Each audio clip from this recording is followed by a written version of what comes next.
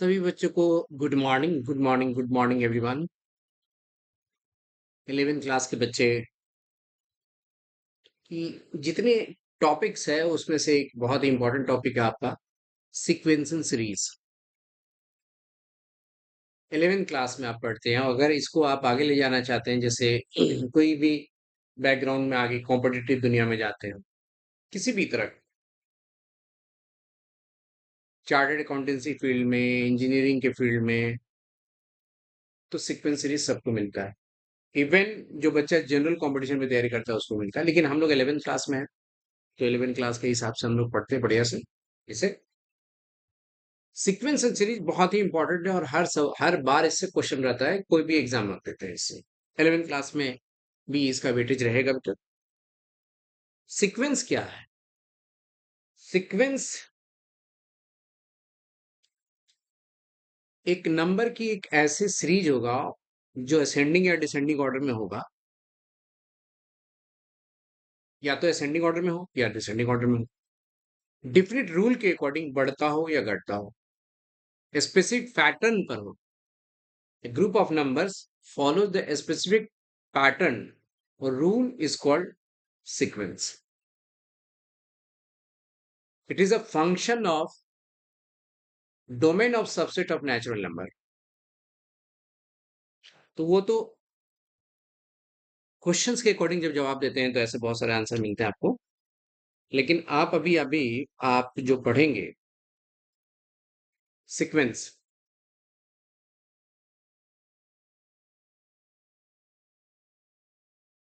Ordered pair में listed कोई number होगा, ऑर्डर्ड में, ठीक है। एक ग्रुप ऑफ नंबर्स कह सकते हैं, आइदर इन असेंडिंग ऑर्डर और डिसेंडिंग ऑर्डर। जैसे आप 2 लिख रहे हो, फिर 3 लिख रहे हो आप, 3 के बाद आप 5 लिख रहे हो, 5 के बाद आप 8 लिख रहे हो, 8 के बाद आप 12 लिख रहे हो, डॉटेड लाइन। तो आप क्या कर रहे हैं, एक बढ़ा, फिर 2 बढ़े, फिर 3 बढ़ गया, फिर 4 बढ़ गए, ये आप किसी पैटर्न पे चल रहा है, ये सीक्वेंस कहलाएगा। वो डिफरेंट रूल पर चल रहा है, आगे बढ़ रहा है, घट भी सकता है, इसे सीक्वेंस कहते हैं। आप बीच में कॉमा नहीं चाहिए, ठीक है। हर सीक्वेंस का कुछ nth टर्म भी हो सकता है, लास्ट टर्म भी हो सकता है, जनरल टर्म भी हो सकता है, वो तो बाद में हम लोग पढ़ेंगे। तो यहां पर आपके पास सीक्वेंस जो है वो डिफरेंट रूल पर बढ़ता हो या घटता हो कोई नंबर्स, उसको आप कहते हैं सीक्वेंस। सीरीज क्या है?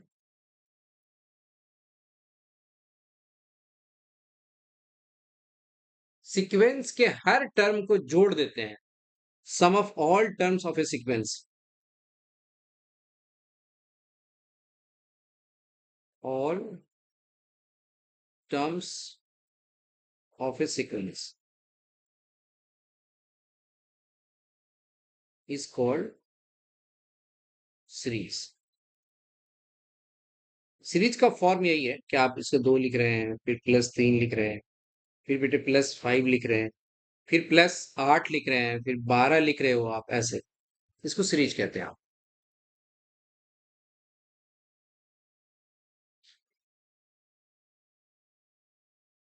ठीक है। फिबोनाची सीक्वेंस कोई भी एक ऐसा क्वेश्चन है, सीक्वेंस जिस सीक्वेंस के रूप में आप रखते हैं, आप जैसे मान लो एन जनरल टर्म, आपके पास इवन नंबर है,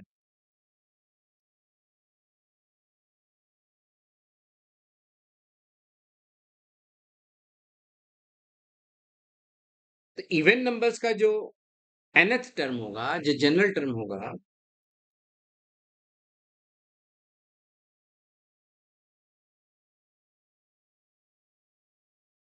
वो 2n हो, जहां n जो होगा वो बिलोंग्स टू नेचुरल नंबर होगी। n जो सदस्य है वो नेचुरल नंबर की सदस्य है, इसलिए अभी पढ़ा था मैंने, पढ़ाया था आपको कि जो है वो function of subset of natural number होगा, डोमेन। तो डोमेन ऑफ एन की वैल्यू जो स्मॉल एन है वो 1 लिख रहे हैं आप, नेचुरल नंबर है, 1 लिखेंगे आप, 2 लिखेंगे, 3 लिखेंगे। जैसे ही आप 1 रखते हैं, तो जैसे ही बेटा 1 रखते हैं आप, तो 2 into 1 दैट इज पहले इवन नंबर 2 मिलेगा। जैसे ही आप 2 रखते हो तो 2 into 2 4 मिलेगा कि नहीं, इवन नंबर मिला ना, 6 मिला कि नहीं। ये सीक्वेंस चल रहा है आपका 2 के बाद 4, 4 के बाद 6 इवन नंबर का। तो इसे जनरल टर्म कहते हैं आप इसे। यानी आप इसे टीएन को जनरल टर्म कहते हैं। General term.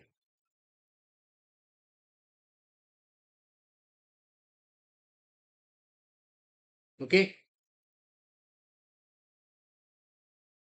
उसी तरह से ऑड नंबर का जनरल टर्म क्या हो सकता है?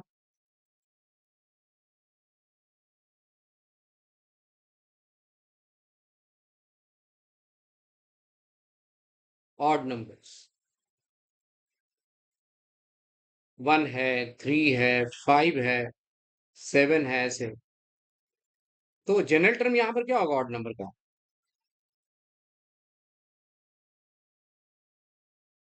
जिसको आप एनसीईआरटी जब पढ़ते हैं तो आपके पास एन से डिनोट करता है उसे जनरल टर्म। आप यहाँ लिखते हैं इवन नंबर में एक जोड़ दें तो ऑड नंबर बन जाता है। इवन नंबर में एक जोड़ दें तो ऑड नंबर बन जाता है। और एन यहाँ पर आपके पास है, यहाँ पर एन की वैल्यू स्टार्ट कहाँ से हो रही? जीरो से।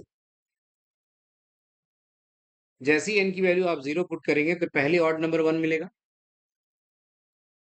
Okay.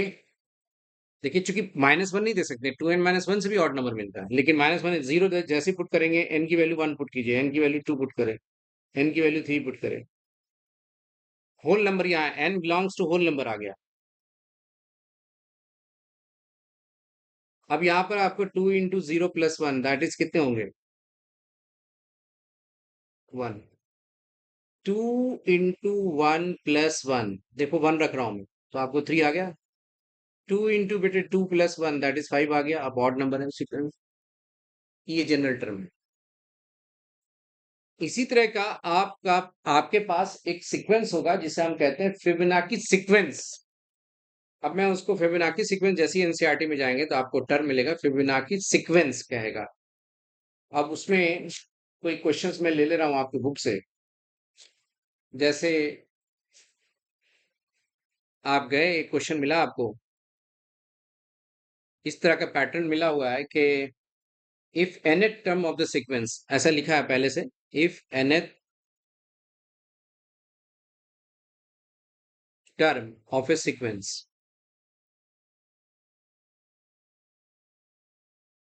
Is an is equal to, एक क्वेश्चन है एनसीईआरटी बेस्ड आपका क्वेश्चन है, यहाँ पर लिखा है n माइनस टू और प्लस लिखा है a n minus one,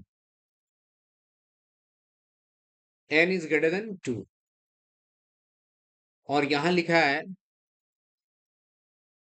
small n belongs to natural number होनी चाहिए। अब n की वैल्यू दो से बड़ा है, दो से बड़ा है तो इसका मतलब जो बच्चा n की वैल्यू दो से, ये ग्रेटर देन का साइन है, सुन लीजिए, आप लोग 11th क्लास पढ़ते हैं, आप इनइक्वालिटी पढ़े होंगे। इज ग्रेटर देन टू, अब ग्रेटर देन टू का मतलब 2.1 भी ले सकते हैं ना, 2.2 भी ले सकते हैं, 2.3 भी ले सकते हैं, 2.7 भी ले सकते हो कि नहीं। लेकिन आपको कह रहा है कि नेचुरल नंबर लेनी है, नहीं दो के बाद आप थ्री लेंगे, इसलिए वहां पर कहा गया कि function domain of subset of natural number, फिर आ रहा नेचुरल नंबर यहाँ पर n बिलोंग्स टू। लेकिन एक क्वेश्चन में यहाँ पर होल नंबर आ गए थे, क्योंकि ये सीक्वेंस फिबोनाची सीक्वेंस के अंदर नहीं आता है, तो यहाँ पर आपके पास ये ऐसा रिजल्ट आ गया। यहाँ पर जो सीक्वेंस बना रहा है, क्या ये फिबोनाची सीक्वेंस है? सीक्वेंस एक ऐसा है जो आपको इस रूप में लिखा होता है जहां पर n का पैटर्न फॉलो करता हो कुछ ना कुछ। जैसे यहाँ n की वैल्यू दो से बड़ा ले रहे हैं, दो से बड़ा लेंगे तो आप यहाँ पर टू रखेंगे, यहाँ पर टू माइनस टू, ए की वैल्यू जीरो रखेंगे, प्लस यहाँ पर क्या रखेंगे? वन, क्योंकि टू में से वन घटाएंगे वन। अब अस्पष्ट है कि ए जीरो और ए वन कुछ ना कुछ होगा उस सीक्वेंस के अंदर में, अभी नहीं दे रखा है इस क्वेश्चन में, क्योंकि एन टर्म है। अब ए जीरो की वैल्यू जब तक नहीं दिया होगा यहाँ पर, तो आप पैटर्न ए टू लिख ही नहीं सकते आप, ए वन, और जब तक नहीं दिया होगा, ए वन और ए जीरो के वैल्यू दिया होता है। तो आपसे सिर्फ पूछ रहा है कि क्या ये फिबोनाची सीक्वेंस का एनएचएम है, तो जवाब होगा यस, क्वेश्चन के अंदर है ये। दूसरी है कि आप ये सीक्वेंस कैसा है, ये नाम है, हाँ हाँ, वही वही चीज है कि फिबोनाची सीक्वेंस का ये टर्म है, ये पूछ रहा है आपसे, तो ये जवाब देंगे आप बेटा, यस। इसी तरह से दूसरा क्वेश्चन आपके पास है,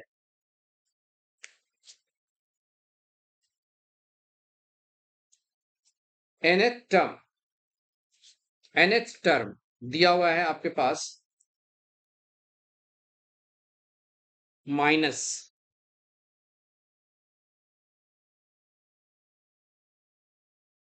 1 की पावर n माइनस 1 और इनटू दिया हुआ है n क्यूब, और आपको कह रहा है कि फाइंड 9 टर्म। अब यहाँ पर a9 लिखोगे, यहाँ पर -1 की पावर 9 माइनस 1 लिखोगे, और यहाँ 9 की पावर 3 लिखोगे आप।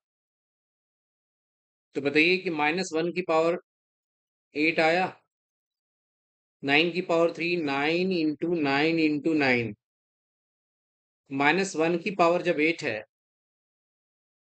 फिर से -1 की पावर बेटा 8 है, तो आप इसे प्लस पॉजिटिव लिखेंगे और ये 729 लिखोगे कि नहीं। तो 9 टर्म, अब ये किसी जनरल टर्म में है, nth टर्म का सीक्वेंस। अगर कोई बच्चा पहला टर्म निकालना चाहता है, क्योंकि बिलोंग्स टू नेचुरल नंबर लेना है, तो n की वैल्यू पहले ही नंबर रखेंगे आप। तो a1 जब जैसी रखेंगे तो a1 आएगा -1 की पावर 1 माइनस 1, और n की पावर यहाँ पर आपके पास, सॉरी n तो 1 लेना है, 1 की पावर 3, तो ये -1 की पावर 0 होगी और 1 की पावर 3 हो गया, दैट इज 1। क्योंकि -1 की पावर 0 हमेशा 1 होता है। 1 आ गया। a2, 2 रखेंगे तो -1 की पावर क्या लिखेंगे आप, 2 माइनस 1 इंटू 2 की पावर 3, जैसी 2 रखेंगे आप। ठीक है।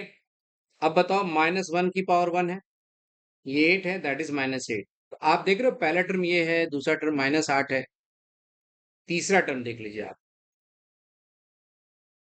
-1 की पावर 2 बचेगा, 3 रखेंगे इनकी जगह, 3 की पावर 3, दैट इज कितना होगा, 27। आपके पास 27 आ गया।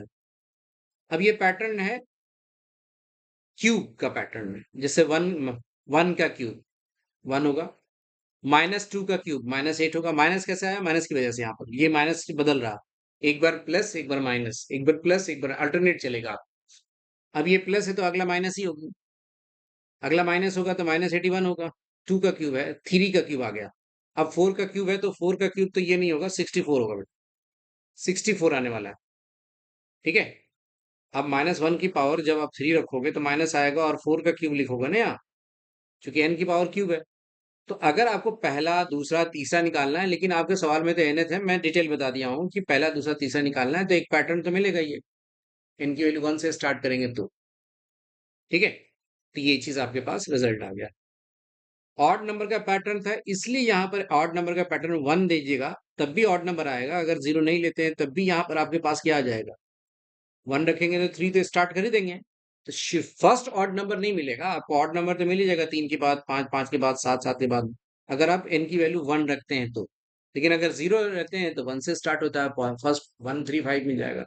तो चूंकि यहाँ 1 से स्टार्ट है, इसलिए आपको 0 रखनी पड़ेगी 2n+1 में। ओके।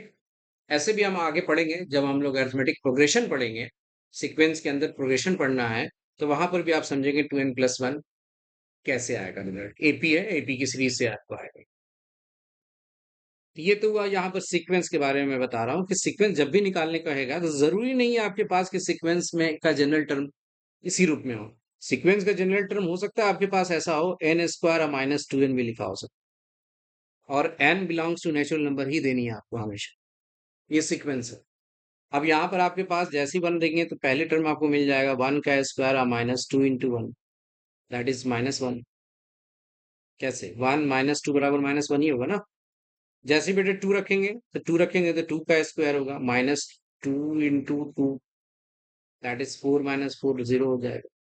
अगर आप 3 रखेंगे इनकी जगह, तो 3 का क्यूब -2 इंटू 3, दैट इज 3 का क्यूब 27 होगा और -6 होगा। ठीक है। सॉरी, 3 का क्यूब हो दिया है, स्क्वायर है ना, सॉरी भैया, क्यूब नजर कैसे आ गया तुम। 3 का स्क्वायर, क्या रिजल्ट आया, 9 -6 दैट इज 3। तो आपका पैटर्न क्या जा रहा है? -1 है, फिर 0 है, फिर 3 है। अब ये सीक्वेंस है।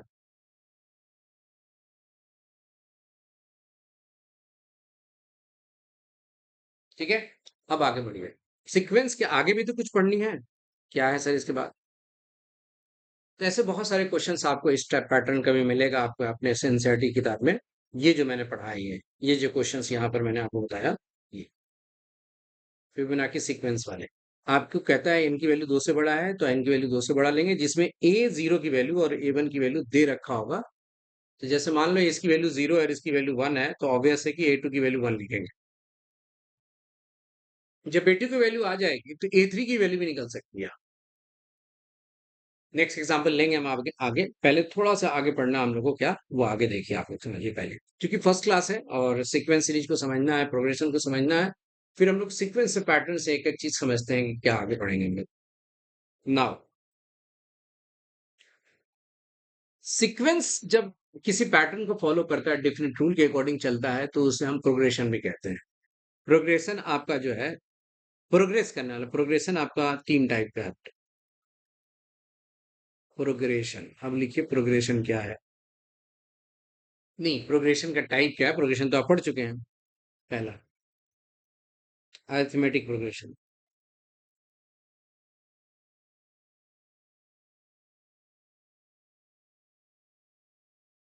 एपी। दूसरा है ज्योमेट्रिक प्रोग्रेशन,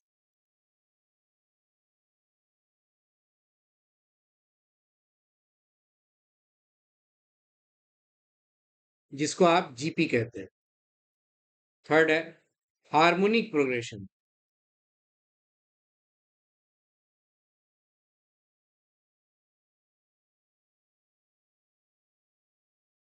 जिसको आप एचपी कहते हैं।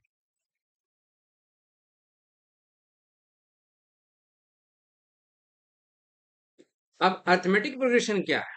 एक सीक्वेंस के अंदर प्रोग्रेशन आ रहा है, सीक्वेंस को आप किसी डिफरेंट रूल के अकॉर्डिंग आप बढ़ते हैं या घटते हैं, तो उसे प्रोग्रेशन कहते हैं। अब प्रोग्रेशन के 3 टाइप्स है, एपी, जीपी और एचपी। एपी क्या है?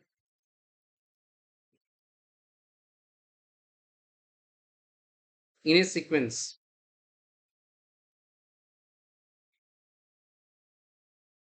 The difference of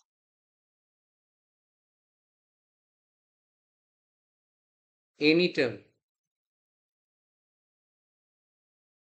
and its previous term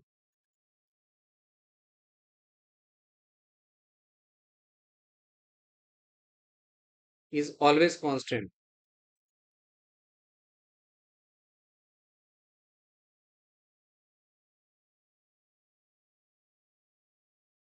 Is always constant throughout in the sequence.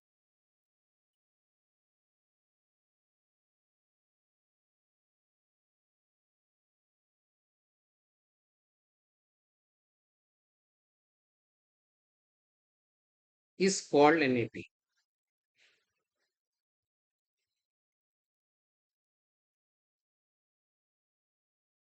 क्या कह रहा है? सीक्वेंस आप पढ़े हैं, सीक्वेंस के अंदर पैटर्न होगा, आप नंबर बढ़ेगा बेटा।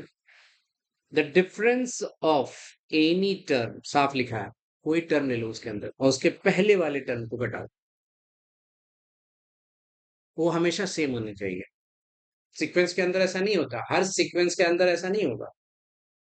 अरिथमेटिक प्रोग्रेशन के अंदर ऐसा होगा कि second term minus first term, third term minus second term, fourth term minus third term same होनी चाहिए, इक्वल होनी चाहिए। चाहे वो डिफरेंस नेगेटिव हो, चाहे वो डिफरेंस डेसिमल में हो, चाहे वो पॉजिटिव हो। जैसे हमने अभी देख रहा था ऑड नंबर 1, 3, 5 एपी में है। क्यों? सेकेंड माइनस फर्स्ट, 2 आया डिफरेंस। 5 में से 3 घटाओगे, 2 आएगा कि नहीं? बिल्कुल सेम होगा। दूसरा देखिए, 10 के बाद है 7, 7 के बाद है 4, 4 के बाद 1 है। आर इन एपी, 10 में से 7 घटाओ, -3। 4 में से आप देखो 10, 7 में से 10 घटाओगे बराबर होगा 4 में से 7 घटाओगे बराबर होगा 1 में से 4 घटाओगे, क्या होगा कॉमन डिफरेंस? -3। 10 में से 7 नहीं, sorry, second minus first, third minus second and fourth minus, ये डिफरेंस होगा। This difference is called common difference.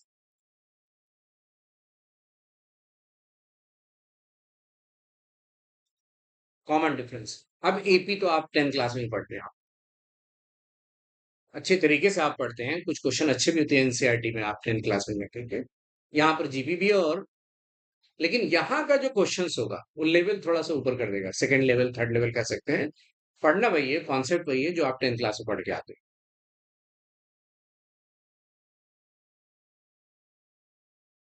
अब किसी बच्चे को एपी के अंदर अगर फर्स्ट टर्म मालूम है, फर्स्ट टर्म मालूम है, यानी फर्स्ट टर्म को टी वन कह सकते हैं, फर्स्ट टर्म को ए कह सकते हैं, ए से भी नोट करते हैं फर्स्ट टर्म, अगर फर्स्ट टर्म बेटा मालूम है 4 और कॉमन डिफरेंस मालूम है, एंड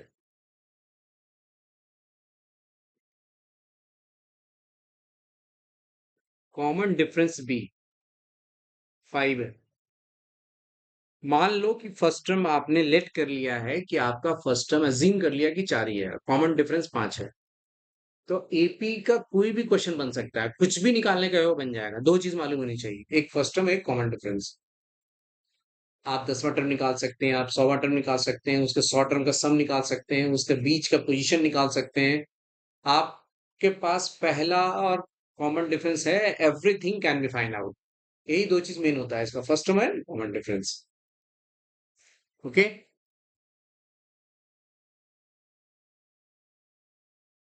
अब बताओ, पहला टर्म आपके पास अगर 4 है तो बेटा सेकंड टर्म क्या होगा? 5 इसमें ऐड कर दोगे, 9। थर्ड टर्म क्या होगा? फिर इसमें 5 ऐड कर दोगे। फोर्थ टर्म क्या होगा? फिर इसमें 5 ऐड कर दोगे, 19। अगर आपका फर्स्ट टर्म अगर अननोन है, let the first term be a है। ओके, फर्स्ट टर्म ये है, और कॉमन डिफरेंस तो पता ही कि मैं डी ले रहा हूं, तो हर बच्चा लिख सकता है अपनी कॉपी में, फर्स्ट टर्म ए है सर, सेकंड टर्म में क्या लिखोगे? ए प्लस डी। ठीक। थर्ड टर्म क्या लिखेगा? ए प्लस डी लिखेंगे। और बताओ, ए प्लस डी को ए प्लस आप क्या लिखेंगे? 2D। फोर्थ टर्म आपको लिखना है, अगर क्या लिखेंगे आप? ए प्लस 3D। मतलब यहां पोजीशन 4 है, तो डी का कोफिशिएंट 3 होगा। अगर आपको 10वां टर्म लिखनी है तो ए प्लस 9D लिखेंगे। अगर आपको nth टर्म लिखनी है तो ए प्लस इसकी पोजीशन n के साथ एक कम होगा, n-1 into D. This is the nth term, this is the nth term. समझ में आ गया होगा, उम्मीद करते हैं सारे बच्चों को, कि कैसे मैंने बनाया। ए में डी जोड़ा, फिर डी जोड़ा तो 2D हो गया, फिर 3D, 4D, 5D। अगर n है तो बेटा n-1 ही लिखनी है आपको। तो ये बच्चे आप समझ लो, ये इसको कहते हैं हम nth टर्म। कौन सा टर्म कहते हैं? nth term. ठीक है। और क्या कहते हैं? General term. और क्या कहते हैं? लास्ट टर्म भी बोलते हैं।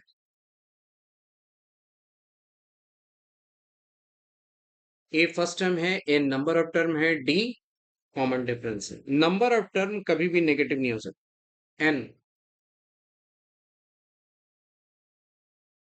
Never be negative.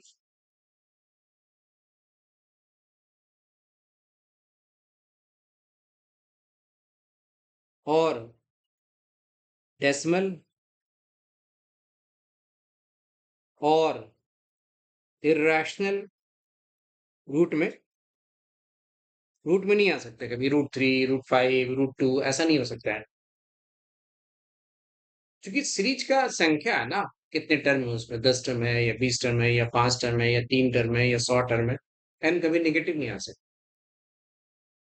ठीक है, पॉजिटिव होगा इंटीजर्स हमेशा।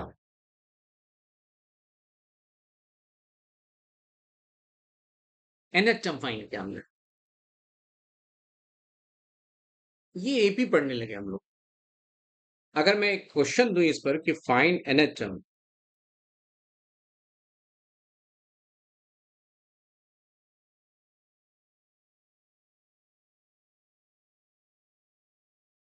ऑफ ए सीक्वेंस,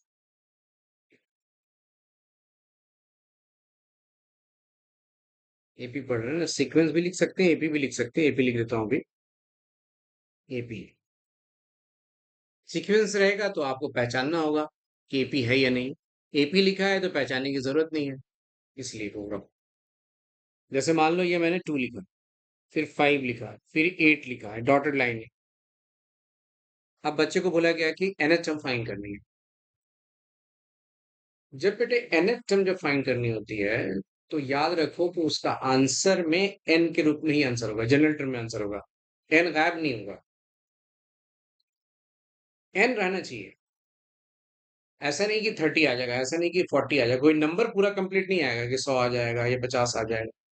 एन रहना उसमें, अगर 50 भी आएगा तो 50 प्लस एन हो जाए, या 50 एन हो जाए, या 2 एन हो जाए, या 2 n-3 हो जाए। इस तरह से एन रहेगा, मतलब n/2 हो जाए, मतलब इस तरह से एन एन होना चाहिए। एन अगर गायब कर रहे हैं एन टर्म में, इसका मतलब आपकी मिस्टेक हो गई। तो पहली पहचान होगी एन के रूप में होना चाहिए। अगर आपसे पूछे आर एच टर्म, तो उस आंसर में आर होनी चाहिए, small r. M th term, तो उस टर्म में आंसर में एम होना चाहिए, एम। पी एच टर्म, उस टर्म में पी होनी चाहिए। जैसे अभी देखिए आप,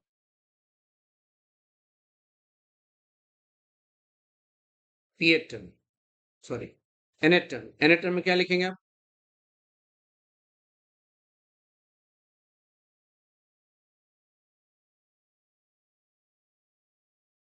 फर्स्ट टर्म बेटे कितनी है?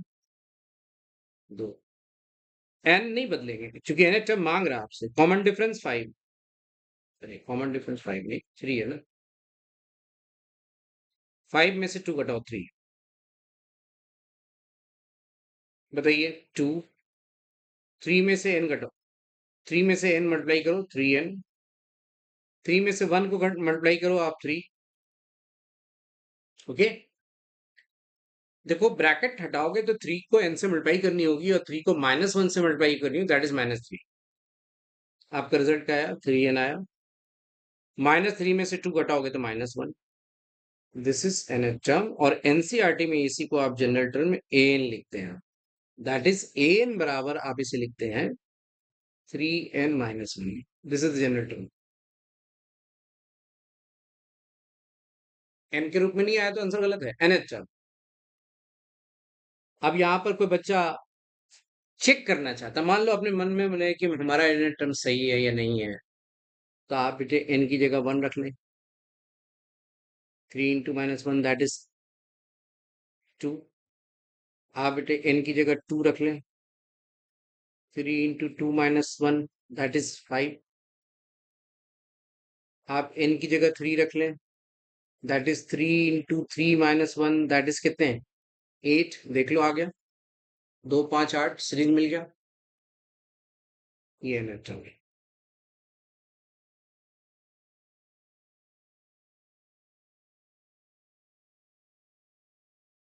ठीक है। एनी टर्म आपको निकालना आना चाहिए।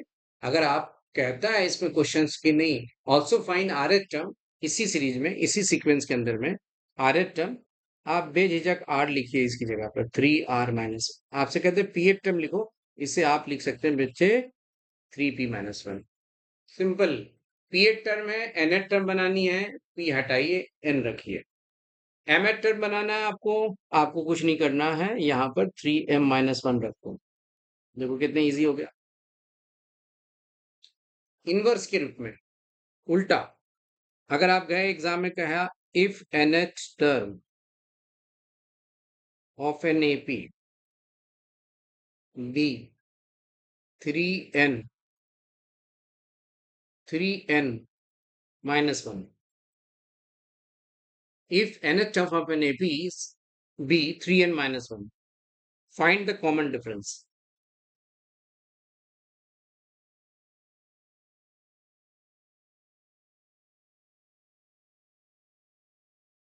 अब एक क्वेश्चन आ गया, एनएच टर्म दे रखा है आपको, कॉमन डिफरेंस फाइंड करनी है। 11th क्लास में आप पढ़ते हैं, आपको कोई दिक्कत नहीं है, ट्रिक जानने की जरूरत नहीं यहाँ पर है, ऐसे ट्रिकी अप्रोच से भी बना सकते हैं। एन की जो कोफिशिएंट है वही आंसर होगा। एन की कोफिशिएंट 3 है, ये कॉमन डिफरेंस 3 आ गया, आपका आंसर हो चुका है। ठीक है, जो भी एन की कोफिशिएंट नेगेटिव, अगर -3 है तो -3 लिखेंगे, 1/3 है एन की कोफिशिएंट तो 1/3 लिखेंगे बच्चों। बेटे क्लियर? लेकिन आपको एग्जाम में दिखाना है, आपको कॉन्सेप्ट क्लैरिटी लानी है अभी। आप 11th क्लास में पढ़ रहे हैं, आप गए टीएन लिखा, सर टीएन हमारा ये है, तो आप बेटे एन की जगह 1 रख लो पहले। 1 रखेंगे तो 1 रखेंगे तो 2 होगा, एन की जगह 2 रख लो, 2 रखेंगे तो 5 होगा, एन की जगह 3 रख लो, 8 होगा। आपका पैटर्न मिल गया, 2 5 8, आपको डिफरेंस पता चल गया 3 है। कॉमन डिफरेंस की सही जांच करना हो तो आपको 3 टर्म आपको निकालनी है, पहली टर्म, दूसरी टर्म और तीसरी टर्म। सेकंड माइनस फर्स्ट और थर्ड माइनस सेकंड अगर इक्वल आ रहा तो आपका सही जा रहे हैं, आप कॉमन डिफरेंस 3 लिख के आ जाएंगे। ये ऐसे बनाना, आपको कॉन्सेप्ट क्लैरिटी आ जाएगी। लेकिन अगर आपको जल्दी बनाना है क्वेश्चन को, तो आप एन की कोफिशिएंट जो 3 है, जो टिक लगाया मैंने, 1 से देके आ सकते हैं। अगर आपके पास 2 -5n है और आपको कहता है कॉमन डिफरेंस निकालनी है, तो आप -5n लिख, 5 -5 लिख के आ सकते हैं, आप आंसर हो गए। This is the common difference. And if you have to find out the first term, they will put in place of n is equal to 1. Putting the value of n is equal to 1, you will get the answer, the first term of AP. That is 5 into 1, yani 2 minus 5 is equal to -3. This is the answer. तो बोले n की coefficient -5 है, तो -5 लिखिए, तो आप जल्दी भी बना सकते हो क्वेश्चन। तो ऐसे बहुत सारे बेसिक बेसिक अच्छी नॉलेज की जरूरत होगी, आपकी क्लास पढ़ते जाइए। अभी आपकी पहली क्लास जो है सीक्वेंस सीरीज में क्या है, वो इंटरेस्टिंग बनाएगा पूरा। हर क्वेश्चंस आपको इंटरेस्टिंग बनाएगा, मजा आएगा। हर एग्जाम में पूछा जाता है, इंपॉर्टेंट है, इन फ्यूचर कभी भी पढ़ोगे उसकी इंपॉर्टेंस है। इसको आप बढ़िया से पढ़िएगा। अगली क्लास में फिर हम लोग जाएंगे फिबोनाची सीक्वेंस की कई क्वेश्चंस पर हम लोग जाएंगे, उस सीक्वेंस को समझेंगे, उसकी वैल्यू कुछ गिवन होगा, कुछ वैल्यू फाइंड करनी होगी, है कि नहीं। फिर हम लोग sum of n terms of AP में जाएंगे, इनर टर्म के फॉर्मूला में जाएंगे, नंबर ऑफ टर्म्स निकालेंगे, बहुत सारी चीजें इसमें फाइंड करेंगे। आज की लेक्चर, पहली की लेक्चर ही, बहुत बड़ा नहीं बना रहा हूँ आपके लिए, छोटे से लेक्चर है। अगले लेक्चर में फिर मैं आपको बताऊंगा डिटेल्स में सब कुछ। ठीक है, क्लासेस इतनी देर चलेगी ही, लेकिन आपको बहुत कुछ आगे सीख जाएंगे जब ये चीजें आपने सीख रखा है कि सीक्वेंस क्या है, सीरीज क्या है, एपी क्या है, ये समझ लिए हैं तो आपको क्वेश्चंस बनाने में आसानी है। Thank you.